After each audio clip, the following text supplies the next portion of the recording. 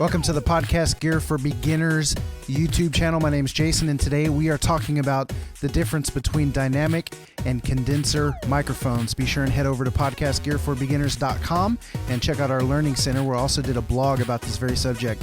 I want to very quickly tell you the difference between dynamic and condenser microphones. So in my hand here, and the microphone that I'm talking on, these are XLR microphones, which means they have the XLR input. It's these three little pins right here, and very different from a USB microphone. You can find out more about that on our website as well.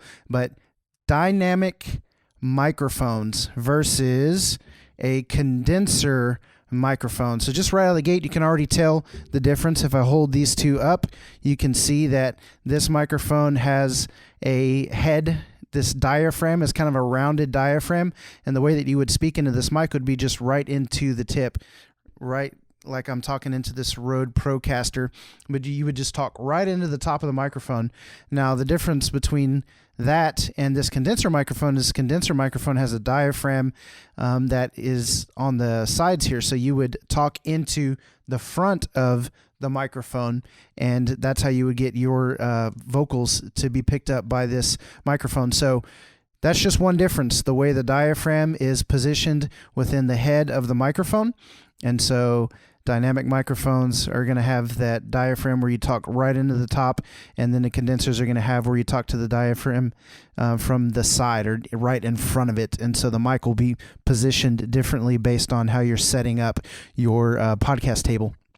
And so the other difference is these are both going to take an XLR input. It's going to be the same in that regard, but the major difference is that the dynamic microphone will be plugged in with an XLR cable, and it won't require any additional power.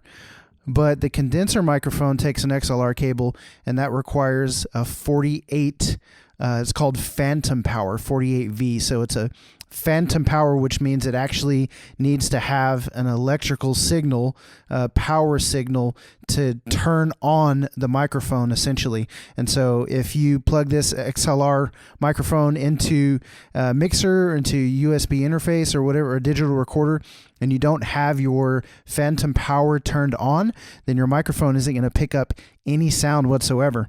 But that's the great thing about the dynamic microphone, is that you plug that in with your XLR cable, and it doesn't require any additional power. You just turn on your recorder or your mixer, whatever it is, and the microphone, the microphone's going to pick up the audio.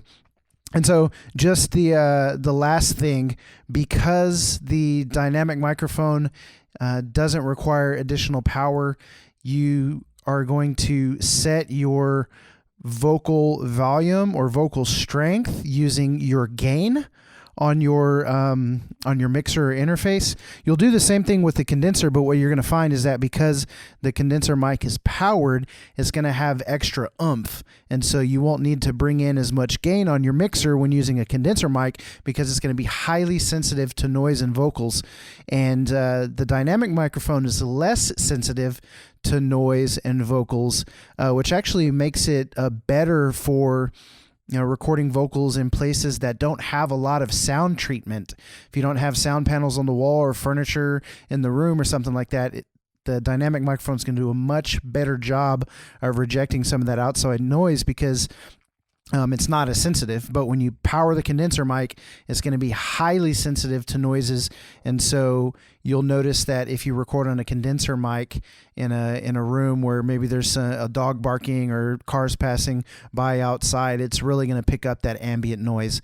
And so the condenser microphones are going to be much better for a studio application where you can sound treat your rooms.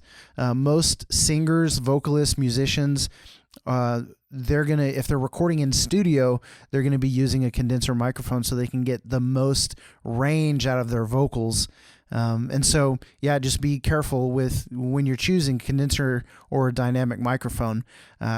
As a podcaster, as somebody who records audio for multiple applications, I typically lean towards the dynamic microphone just because I feel like I have more control over what's coming in and out. It's not like the condenser picking up a lot of ambient noise, and it's just what I use. I've got right here a Rode Pod mic. It's also a dynamic microphone, with an XLR input. a Rode Procaster dynamic microphone, Sennheiser E835 dynamic microphone. I have this MXL440 condenser mic that I bought for maybe $50 or $60 on B&H in their deal zone, and I have not found an application that I prefer the condenser over the dynamic. But it doesn't mean that it's not a valuable microphone. I just don't find it valuable for my particular applications. And so I hope that helps. Again, condenser versus dynamic, the way you talk into the mics because of the way the diaphragms are positioned, that's a big difference. Condenser mics requiring 48 volt phantom power, and the condenser mic, or excuse me, the dynamic mic not requiring that additional power. And then the condenser mic picking up more ambient noise, being a lot more sensitive to vocals, and the dynamic microphone not doing that as much as the condenser. So hope you guys enjoyed this. I hope it was valuable to you. Let me know in the comments if there's anything else you want to learn about. I do podcasting, I make videos, and I write blogs, all at podcastgearforbeginners.com. Appreciate you guys.